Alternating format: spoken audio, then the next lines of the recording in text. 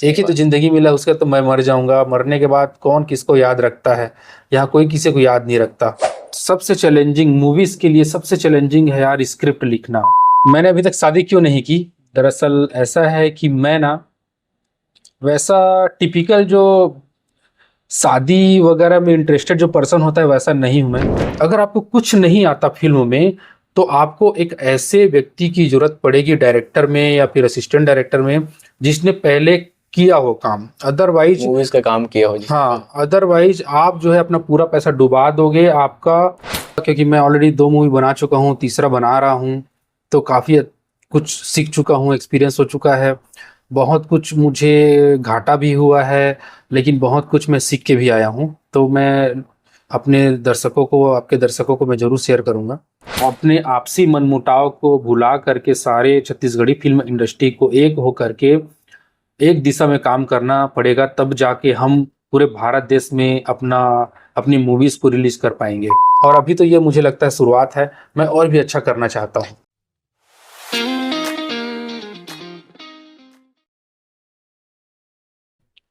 So hello guys, आज के हमारे पॉडकास्ट में है हमारे शहर बिलासपुर से छत्तीसगढ़ के सुपरस्टार आनंद मानिकपुरी जी। तो स्वागत है भैया आपका हमारे पॉडकास्ट में।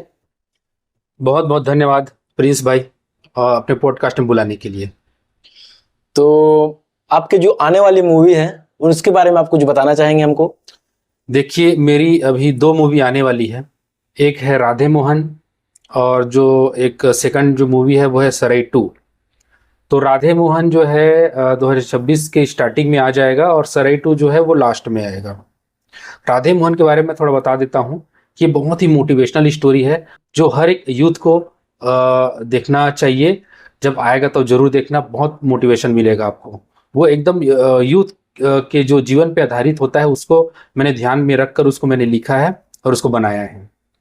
और जो सराई 2 है, और वो जो हमारी छत्तीसगढ़ की जो आम जो समस्या आजकल हो गई है, यहाँ जंगलों की कटाई कर दी जाती है कोयले के लिए, बॉक्साइट के लिए, लेकिन जो मूलभूत सुविधाएं जो मिलनी चाहिए उस क्षेत्र के लोगों को, जो रोजगार मिलना चाहिए वो नहीं मिलता, मजदूर बन के रह जाते हैं, और पूरा जो मलाई है वो कहीं ऊपर में बैठे लोग खा जाते हैं। सही बात है। उसके ऊपर में है सराई 2। तो अभी इसका शूटिंग चल रहा है भैया? जी, तो अभी राधे मोहन का शूटिंग अभी चल रहा है, लास्ट होने वाला है, और बहुत जल्दी वो उसका मैं ट्रेलर और पोस्टर रिलीज करूंगा। तो हम सारे लोग को एकदम बेसब्री से इंतजार है राधे मोहन का। और छत्तीसगढ़ इंडस्ट्री मतलब अभी कैसे ग्रो कर रहा है? छत्तीसगढ़ इंडस्ट्री के बारे में आप कुछ बताना चाहेंगे? बहुत अच्छा कर रहा है छत्तीसगढ़ इंडस्ट्री।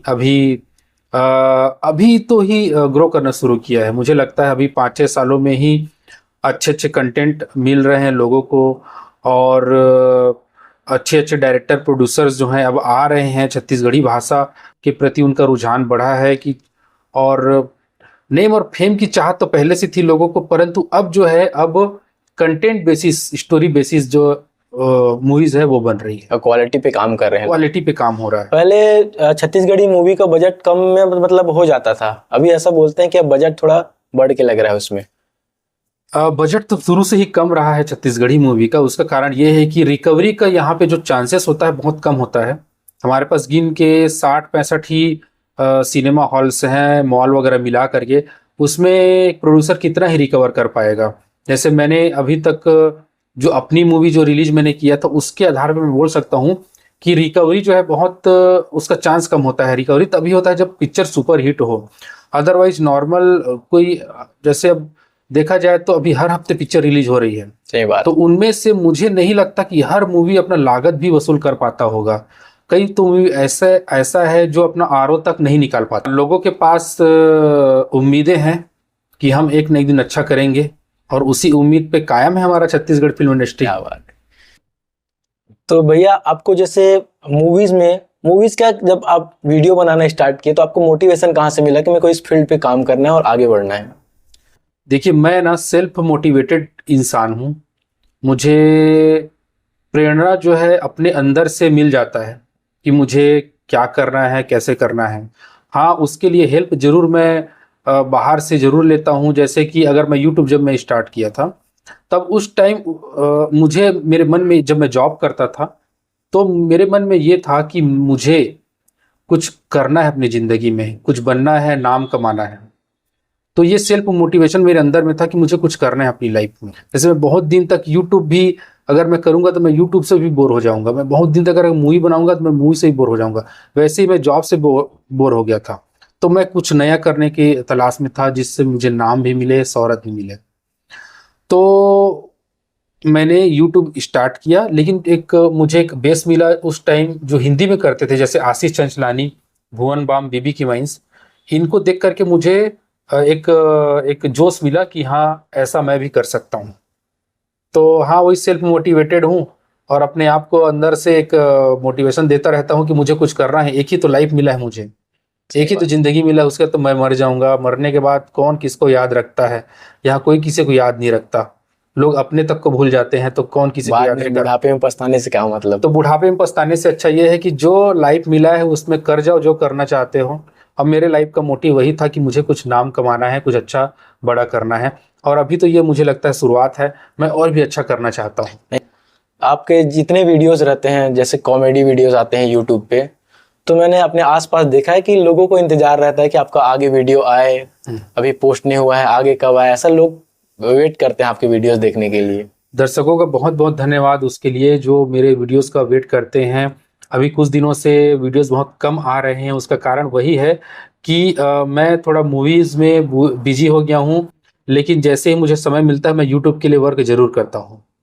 छत्तीसगढ़ इंडस्ट्री जैसे बाकी जो भी स्टेट हैं वो बॉलीवुड से कनेक्ट हो रहे हैं, तो छत्तीसगढ़ कब मतलब ऐसा कर सकता है कि छत्तीसगढ़ इंडस्ट्री बॉलीवुड तक जा सके? क्वालिटी कंटेंट सबसे बड़ी बात है। जैसे कि अभी मैं अगर उदाहरण लूँ तो पहले साउथ का जो इंडस्ट्री था वो कनेक्टेड नहीं था बॉलीवुड से। बॉलीवुड से इन द सेंस ऐसा कि पूरा हिंदी पट्टी से वो लोग कनेक्टेड नहीं थे। वो अपने एरिया में बनाते थे मूवीज़, अपने एरिया में उसको रिलीज करते थे, वहीं हिट होता था, या बाकी भारत देश को पता भी नहीं चलता था। जब वो मूवी डब होके आना शुरू हुआ यहाँ पे हिंदी में, हिंदी डबिंग में, तब लोग उसको देखना चालू किए। फिर उनको एहसास हुआ, अरे हाँ, यहाँ पे कंटेंट अच्छा है, यहाँ पे मस्त मार धार, लड़ाई झगड़ा और लव स्टोरी बहुत अच्छा रहता है। जो डबिंग ने जो काम किया उनका ना, वहाँ से उन लोग कनेक्ट हो गए हिंदी पट्टी से, हमारे दूसरे स्टेट्स से। उसके बाद जो बॉलीवुड है उसने उसने भी उसको रिकॉग्नाइज किया।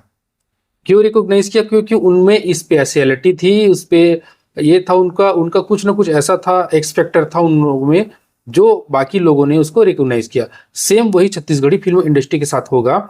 अगर हम लोग क्वालिटी पे, कंटेंट पे ध्यान देना चालू किए तो जरूर एक न एक दिन हम बाकी स्टेट से जुड़ जाएंगे। अपने आपसी मनमुटाव को भुला करके सारे छत्तीसगढ़ी फिल्म इंडस्ट्री को एक हो करके एक दिशा में काम करना पड़ेगा, तब जाके हम पूरे भारत देश में अपनी मूवीज को रिलीज कर पाएंगे। जैसे आप मूवीज करते हैं तो आपको सबसे चैलेंजिंग एक्ट कौन सा लगता है? हाँ, सबसे चैलेंजिंग मूवीज के लिए सबसे चैलेंजिंग है यार स्क्रिप्ट लिखना। क्योंकि स्क्रिप्ट लिखना ही सबसे बेसिक काम है, स्टार्टिंग का काम है। लेकिन सबसे अगर इम्पोर्टेंट वर्क है किसी मूवी का, अगर कोई पिक्चर को चला सकता है तो वो होता है यही कॉन्सेप्ट और यही स्क्रिप्ट। एक्टिंग में आपका फेवरेट मतलब क्या है? लोग तो मुझे कॉमेडी के से जानते हैं, मेरे कॉमेडी से। तो मुझे सबसे जो फेवरेट मेरा जो एक्टिंग में लगता है वो मुझे कॉमेडी लगता है। उसके बाद मुझे रोमांटिक सीन लगता है, क्योंकि उसको करने मुझे आसानी लगता है। फाइटिंग सीन में थोड़ा टफ लगता है, और कहाँ मार धाड़ उछल कूद, ये मेरे से नहीं हो पाता। तो भैया मेरा और हमारे दर्शकों के साइड से एक क्वेश्चन है कि आपने अभी तक शादी क्यों नहीं की है? मैंने अभी तक शादी क्यों नहीं की? दरअसल ऐसा है कि मैं ना वैसा टिपिकल जो शादी वगैरह में इंटरेस्टेड जो पर्सन होता है वैसा नहीं हूँ मैं। मेरा इंटरेस्ट नहीं है बहुत ज़्यादा शादी वगैरह में, घर गृहस्थी में। कि मतलब एक ऐसा, जैसे बाकी मेरे दोस्तों का जैसे सपना शुरू से रहा था कि यार मैं मस्त नौकरी करके 9 to 5 वाला, 9 to 5 नौकरी करूं और मेरी बीवी घर में रहे बढ़िया। शाम को मैं घर जाऊं तो मेरी बीवी मेरे लिए चाय बना के रखे, मेरे को चाय पानी पूछे, रात को डिनर उसके साथ में करूं, उसके साथ घूमने जाऊं। ऐसा मेरा सपना नहीं रहा है कभी भी। मेरा सपना हमेशा से रहा है कि मैं काम करूं और काम ऐसा करूं कि मैं अपने आप को सेटिस्फाई कर सकूं, मेरे घर परिवार को प्राउड फील करा सकूं, ये सपना रहा है। इसीलिए शायद अभी तक मेरा शादी नहीं हुआ है। तो आगे क्या प्लान है आपका अभी? करेंगे शादी। तो ऐसा है कि शादी के बंधन में बंधना ही होता है, अपने लिए नहीं तो कम से कम माँ बाप की खुशी के लिए करना होता है, तो करेंगे। बॉलीवुड में आपका फेवरेट एक्टर कौन है? बॉलीवुड में मुझे मेरा फेवरेट जो एक्टर है ना, वो है अजय देवगन। और वो अभी से नहीं है, मेरे बचपन से। बचपन से? अभी का अजय देवगन, उस टाइम के अजय देवगन में तो बहुत अंतर आ चुका है, लेकिन अभी भी मेरा फेवरेट इसलिए है क्योंकि उस नोस्टैल्जिया जुड़ी हुई है। जब मैं छोटा था तो अजय देवगन जी का बहुत धांसू धांसू पिक्चर आया करता था, वीसीआर में देखता था। हमारे गांव में जब किसी के घर में छठी होता था, वीसीआर? तो हाँ, छठी छठी समझते हो ना? हाँ। तो छठी में ना वीसीआर करवाते थे, वीडियो करवाते थे, जहाँ 4-5 मूवी को रात भर दिखाते थे। तो अजय देवगन का पिक्चर लेके आते थे, तो हम लोग उस टाइम में उनका नाम अजय देवांगन बोलते थे। देवांगन। हमको किसी ने ऐसा अफवाह उड़ा दिया था कि अजय देवांगन बिलासपुर का है करके। तो खैर वो तो अलग चीजें हैं, लेकिन वो मेरे को बहुत पसंद था। वो हेयर स्टाइल जो वो मैं बचपन में रखता था, ये ऐसा एक साइड हेयर स्टाइल, ऐसा कंधा झुका हुआ, तो वो मैं कॉपी करता था। अभी वाला अजय देवगन का अच्छा लगता है कि पहले वाला जो हेयर स्टाइल? पहले वाला। अभी तो अजय देवगन जो है, अब उम्र के साथ साथ थोड़ा चेंजेस आता है, और कंटेंट में भी चेंज आ चुका है। पहले तो अलग था, बट मैं आज भी वही मूवी देखता हूँ, और अजय देवगन ही मेरे को बेस्ट लगता है। जैसे उनका मूवी देखना है तो पुराने मूवीज देखते हो? पुराना मूवीज। अभी रिसेंटली रेड देखा था, और उसके अलावा और याद नहीं आ रहा है कौन सा देखा हूँ मैं, लेकिन पुराने सारे देखता हूँ मैं, रिपीट में देखता हूँ मैं। जैसे बाहर से मतलब आपके जो फैन हैं उनसे सुनने को मिलता है कि आप एकदम डाउन टू अर्थ हैं।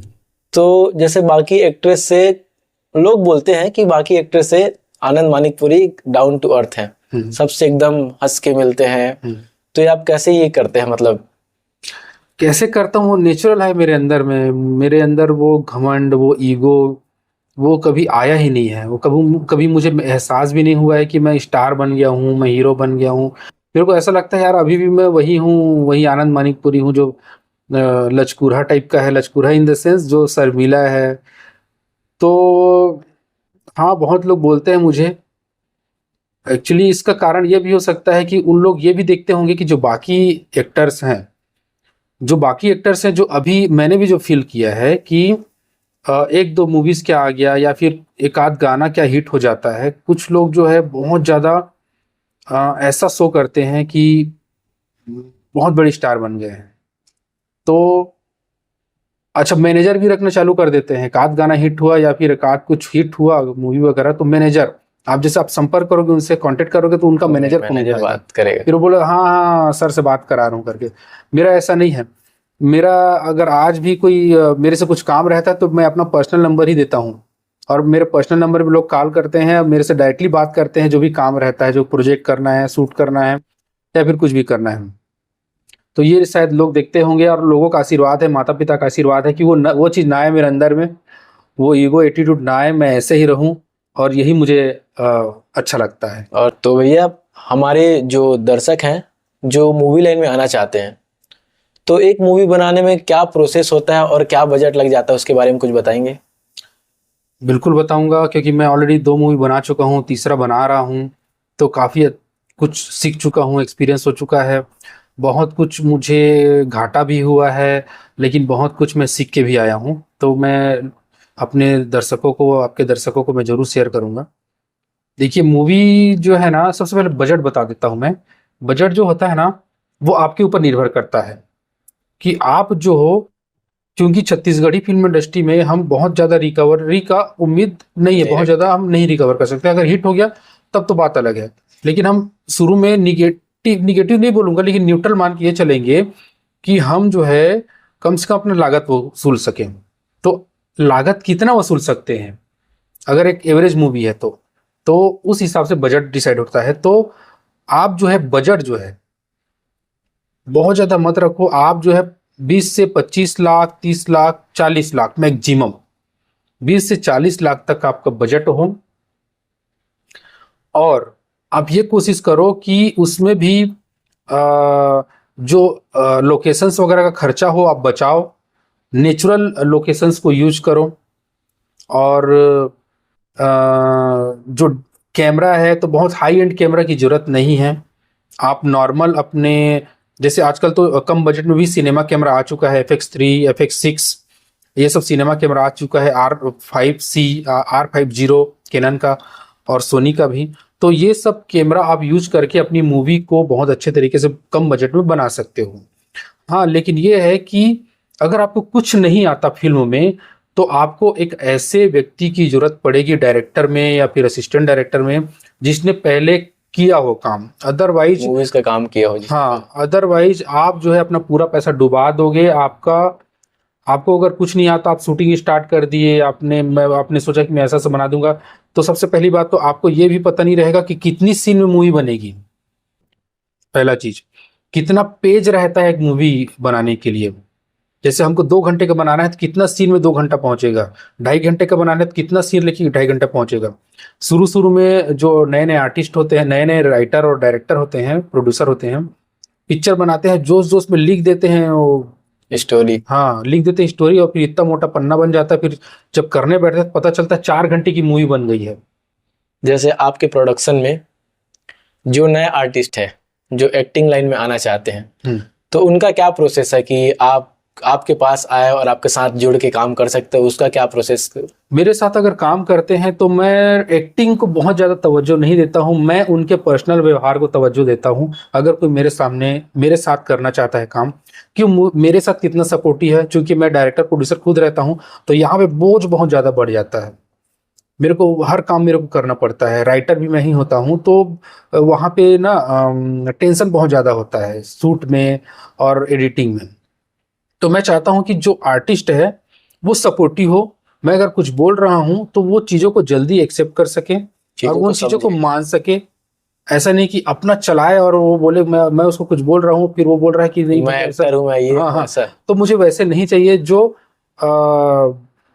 ज़्यादा दिमाग लगाए और जो ओवर कॉन्फिडेंस दिखाए। मुझे ऐसा आर्टिस्ट चाहिए। अब मेरे टीम में वैसे ही लोग हैं, उन लोग वही, उनको समझ में आ चुका है कि नहीं, अगर भैया कुछ बोल रहे हैं तो सही बोल रहे हैं, गलत तो कुछ बोल नहीं रहे हैं। तो वो वही करते हैं जो उनको डायरेक्शन दिया जाता है। तो मुझे हाँ, मेरे उसमें यह है, एक्टिंग मैं करवा लेता हूँ लोगों से। एक्टिंग अगर कम आता है तो चलेगा, लेकिन यह है कि हाँ, आपका व्यवहार अच्छा होना चाहिए। जो मेरे आर्टिस्ट होते हैं, तो मैं ये चाहता हूँ कि वो आर्टिस्ट जो हो, वो उनका व्यवहार सबसे इम्पोर्टेंट हो। अगर उनको एक्टिंग कम आता है तो भी मुझे चलेगा, उनको मैं बड़ा सा बड़ा रोल देने के लिए रेडी हूँ। बस ये है कि वो सपोर्टिव होने चाहिए। सपोर्टिव होंगे तो मेरी बातों को अच्छे से समझ पाएंगे, डाउन टू अर्थ रहेंगे, मेरे जैसे रहेंगे, तो वो अच्छे से कर पाएंगे। तो एक्टिंग जो है निखर के बाद में धीरे धीरे पॉलिश हो जाता है। बहुत सारे एक्टर्स मेरे पास आए, काम किए, शुरू में उनका व्यवहार बहुत अच्छा था, तो मैंने उनको अच्छा रोल दिया, बढ़िया उनको सपोर्ट किया। लेकिन जैसे ही वो एक लेवल पे पहुंचे, उसके बाद उनका सडन बिहेवियर ऐसे चेंज हो जाता है कि मेरे सामने ऐसे चश्मा पहन के, ब्लैक गॉगल लगा करके निकलते हैं, थोड़ा रोला। और हाँ, उसके बाद फिर कुछ लड़कियां भी हैं, कुछ लड़के भी हैं। और उसके बाद जो पहले व्यवहार था ना कि भैया भैया, सर सर, वो सडन उनका चेंज हो जाता है हिट होने के बाद में। तो मुझे उससे आपत्ति नहीं है, आप हिट हो जाओ, आप फेमस हो जाओ। मुझे दिक्कत इस बात का होता है कि जो आप पहले बिहेवियर था, वो आप स्टार बनने के बाद में कैसे आप चेंज कर सकते हो? आप वैसे ही रखो ना, जहां से, सही बात है, जहां जो आप पहले जैसे थे वैसे ही रहो। तो ये कुछ चीजें जो है ना, जो मुझे खटकता है। तो अभी जो कुछ आर्टिस्ट है मेरे पास में, तो उनको मैं हाथ जोड़ के उनको बोलता हूँ, भाई तुम लोग ऐसा मत होना, तुम लोग नॉर्मली रहना। जैसे नए एक्टर हैं जो मूवीज में और एक्टिंग में जैसे आना चाह रहे हैं, तो उनको आप क्या सजेस्ट करेंगे कि वो आगे ऐसे क्या कर सकते हैं और क्या ना करें? देखिए, एक्टिंग में आने के लिए ना सबसे पहले ये है कि आपको ना थोड़ा बहुत तो एक्टिंग आना चाहिए। पहली चीज ये है, आपके अंदर जुनून होना बहुत जरूरी है, क्योंकि एक्टिंग ये ऐसा लाइन है, यहाँ पे डीमोटिवेट बहुत जल्दी हो जाओगे। लोग आपको जज करने के लिए खड़े हैं। इवन आप जितना भी अच्छा काम करो, मैं जितना भी अच्छा काम करूं, मेरे को अगर 100 कमेंट अच्छे आते हैं, 10 कमेंट निगेटिव आते हैं। तो जी, सही बात है, सारे। तो ये एक ऐसा लाइन है ना, देखो दूसरे कामों में ऐसा है कि आपका चेहरा नहीं दिखता, आप बिजनेस कर रहे हो मान लो, तो आप कहीं पे बैठे हो, आपका काउंटर में बैठे हो, आपका बिजनेस चल रहा है, तो लोग आपको नहीं जानते हैं पर्सनली, तो आपको फर्क नहीं पड़ता आपको पर्सनल लाइफ में। लेकिन यहाँ पे एक्टिंग लाइन में आपका चेहरा सामने आता है, चेहरा सामने आता है तो लोग आपको आपके व्यवहार से, आपके फेस से और आपकी एक्टिंग से आपको जज करना चालू कर देते हैं। निगेटिव बहुत जल्दी आता है यहाँ पे, लोग आजकल तो बहुत जल्दी जज भी करते हैं ना। हाँ, ट्रोल करने लगते हैं, ट्रोल Instagram करने के लिए पे। बैठे हैं लोग, मोबाइल पकड़े सही हैं और बात। ट्रोल करने के लिए बैठे हैं। सब पता नहीं कैसे ट्रोलर हो गए हैं आज के डेट में, अप्रिशिएट करने वाले कम हैं। कोई अच्छा बात। काम भी करता है तो नीचे कमेंट में निगेटिव जरूर बोलेंगे, जबरन का कुछ नहीं रहेगा तो भी। तो अगर आप 80 लाइन में आना चाहते हैं तो सबसे पहले अपनी ये है कि अपनी अपनी चमड़ी की मोटी कर लो आप, ठीक है, कि लोग कुछ भी बोले मुझे अपना काम करना है। दूसरा ये है कि थोड़ा बहुत एक्टिंग आना चाहिए। उसके बाद में आपको, अगर आप आपके में टैलेंट है तो अपना कंटेंट आप खुद बनाओ शुरू में। यहाँ पे आप जब किसी के पास जाते हो काम मांगने ना, तो वो शुरू में ये समझता है कि इसको कुछ नहीं आता। लेकिन अगर आपने अपना चेहरा बना लिया है, चाहे सोशल मीडिया में हो, फेसबुक में हो, यूट्यूब में हो, इंस्टाग्राम में, तो वहां से अगर आप थोड़ा सा भी फेमस हो गए हो, वहां पे अच्छा अपने फॉलोअर गेन कर लिया। आजकल फॉलोअर से ही चल रहा है पूरा जमाना। सही बात है। जिसके जितने ज्यादा फॉलोअर वो उतना बड़ा स्टार। सो थैंक यू भैया हमारे पॉडकास्ट में आने के लिए और हमारे दर्शकों से जुड़ने के लिए। बहुत बहुत धन्यवाद प्रिंस भाई, मुझे बुलाने के लिए अपने पॉडकास्ट में। और ये अपनी तरह का बिलासपुर का बहुत बेहतरीन पॉडकास्ट आप चला रहे हो। और मैं सारे दर्शकों से आग्रह करूंगा कि पॉडकास्ट विद प्रिंस को जरूर सब्सक्राइब करो, सपोर्ट करो। और आगे और भी एपिसोड आने वाले हैं इनके, तो जरूर देखना ना भूलें। तब तक के लिए जय जोहार, जय छत्तीसगढ़, नमस्कार। नमस्कार।